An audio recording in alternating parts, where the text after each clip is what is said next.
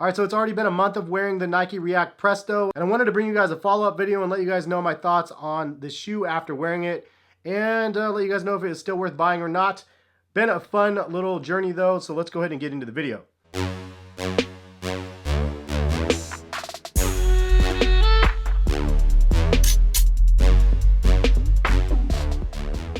What is going on, guys? Hes here, collectivekicks.com. If you guys want to shop this week's top sneaker deals, check the link in the description, as well as if you would like to buy this brand new product right here, the Nike React Presto. Retail is $120. I would say fit is true to size.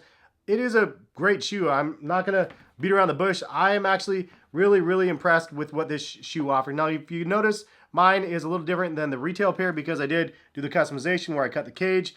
I honestly hated the original cage, and I feel like it's a little bit more bearable this way with the Pharrell style lacing, but it is what it is. Some people don't like it. I probably should use a Dremel, as many people said, to clean up the cuts.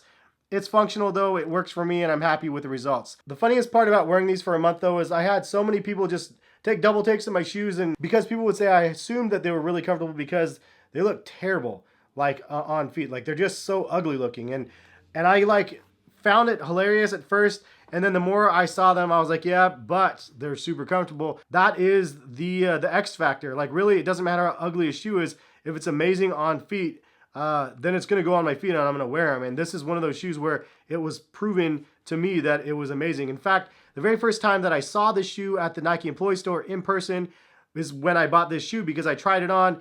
And because at first I wasn't going to buy it, honestly, I was like, do I do a review on these, or let's try it on and see. Tried them on and I was like, okay, this is better than I expected. So because of that though, my viewpoint changed on the shoe. And leave a comment in the comment section if that's true for you as well. Did your opinion of the shoe change once you actually tried them on? I apologize for my hands. They're still really dyed up. If you haven't seen my dye video, I did a crazy ice dye video a little bit ago, so my hands are still destroyed. But man, I think that overall this shoe is really dope. It's so comfortable. It's super lightweight. It's very breathable. It's flexible in the toe section, and I personally like that. Some people won't like that as much. It's all around just an amazingly dope shoe.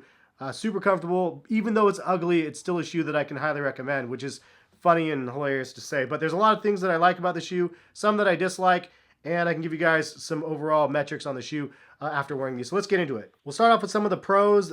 Obviously, they're crazy comfortable, like super crazy comfortable on feet. Definitely worth trying on. Amazingly like squishy and soft, and I don't know, it just feels like clouds in heaven or something like that. It's just really good. The next pro is the upper is really soft. There's not any ridginess to the upper like on the React 87s, which was kind of the problem with the React Elements, which is why I think that these are actually more comfortable than those React Element 87s, even though these are 120 and the React Elements are at 160. Which brings me to my next pro, which is the price point. $120 is a pretty great price point for this shoe right here. I've actually posted them for even under $100 on Champ Sports. I believe there was a coupon, but if I do find another sale on them, I will post them to collectivekicks.com, so be sure to check back there. One other pro is the fact that these are super lightweight, like crazy light, which is nice. Feels like pillow clouds on your feet, and they're not weighing you down. Also, another pro on the shoe is that they do have Nike ID options, which is a plus for those that want to create their own and don't like the out-of-the-box colors. Moving on to some of the cons though. The first con is the fact that these are not very versatile shoes. You definitely don't want to run in these shoes or work out in them. They just don't hold their structure enough in the toe box area. The lockdown's pretty good and the stability is actually okay, but really the fact that your toes flop around all over the place in the shoe really is not a good look for performance. So definitely not something that is versatile. It's not one of those all-in-one shoes like maybe the Pegasus 36 is. Another con is that these things are just straight fugly, like super fugly, like not attractive, like big bulbous circles everywhere. And the upper is kind of meh, even though it does give you the legacy vibes of the fantastic looking Presto right here. This is the original one. This is my sunset theme. This is basically themed after Hawaii, which is a play on the Soul Collector, like limited Honolulu joints back in the day that I wish I got that I never did. I try to play on it and make it my own, but I really like this one, and I've worn this one even recently just because I liked this shoe, and it's super comfortable. But the upper kind of looks like the new versions right here. However, this is like way cleaner looking in my opinion. The overall design of this is super clean. They went in a really bulbous, bulky, weird direction with this one. So yeah, super fugly, and I'm not afraid to say it. The next con kind of goes along with the versatility. The fact that the toe box section is very flexible. Might be too flexible for some people, and they might fall out of their shoes because of it. So some might not like that, so I wanted to mention it. That's kind of it for the pros and cons, though. I do have some metrics around my thoughts on the shoe, though, so let's get into those. The cushioning of the shoe, I would give it a straight 5 out of 5. It's pretty much amazing.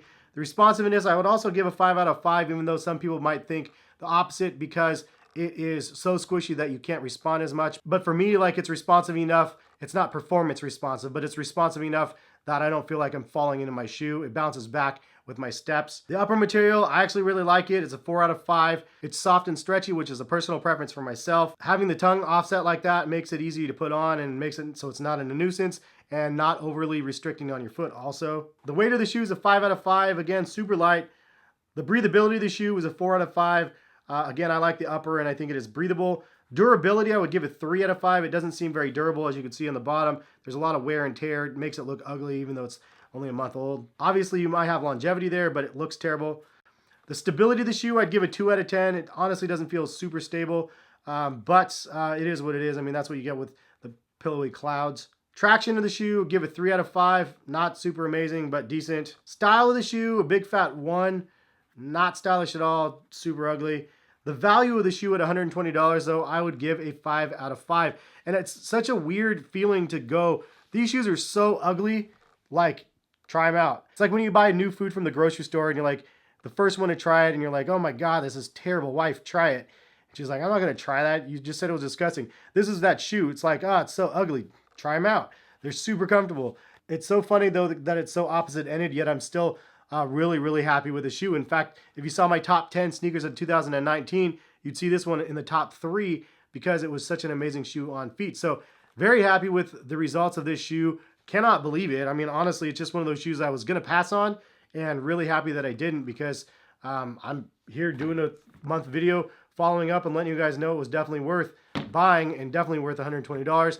Can't wait to see other colorways. This is the Brutal Honey colorway, as you can see from the B on the bottom of the shoe. And I just like what they did with the shoe. I hope they'll make more stylish versions of these in the future. Ones where the cage isn't all stupid looking, in my opinion, and where it doesn't look all bulky and weird. But they have a great formula with the upper and the midsole. Just got to stylize it a little bit better, and I think we're going to be good to go. But leave some comments. Let me know. What do you guys think about these shoes? Is it something that you like or not? What did I get right? What did I get wrong? Leave your comments in the comment section and give the video a thumbs up if you guys enjoyed the video.